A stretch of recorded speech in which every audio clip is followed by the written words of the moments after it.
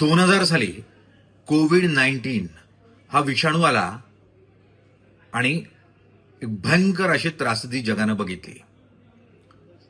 मुळात हा विषाणू आला नाही तर आणला गेला आणि तो काही अब्जोपती करोडपती लोकांनी मुद्दामहून म्हणून आणला असं जर तुम्हाला कोणाने सांगितलं तर हो, अशी चर्चा आता पुन्हा एकदा सुरू झाली आणि याचं कारण आहे Epstein files.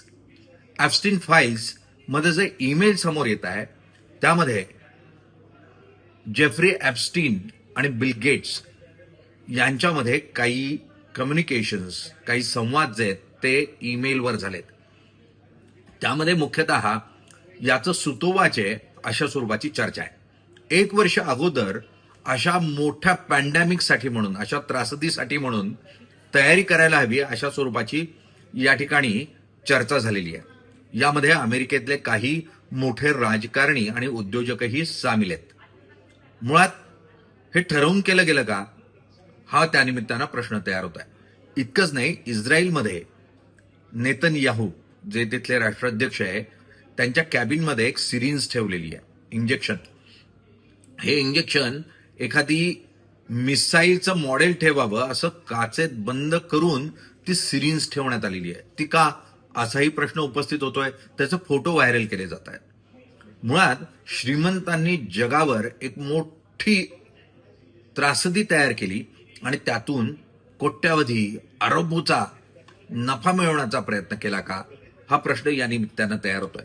Jeffrey Epstein, Bill Gates आणि इतकंच नाही, अमेरिकेतल्या काही प्रमुख राजकारण्यांना 1 वर्ष अगोदरच की जगात अशा स्वरूपात महाभयंकर असा आजार पसरू शकतो, साथीचा आजार, हे अगोदरच कसं ठाऊक होतं.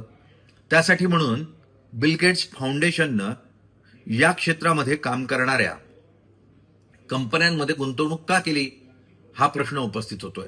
आणि याचा संवाद 1 वर्ष अगोदर जेफ्री एप्स्टीन यानं या बलाढ्य अशा उद्योगपतींबरोबर का केला, हाही प्रश्न तयार होतो.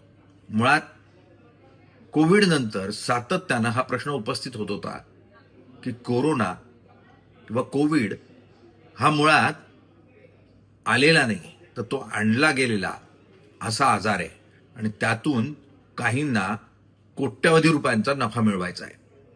आता त्या शंकेला खतपाणी घालणारं बरंचसं सामान किंवा कम्युनिकेशन हे समोर येताना पाहायला मिळत आहे आणि त्यामुळे हा प्रश्न तयार होतोय की कोविड आला नव्हता, तो आणला गेला होता.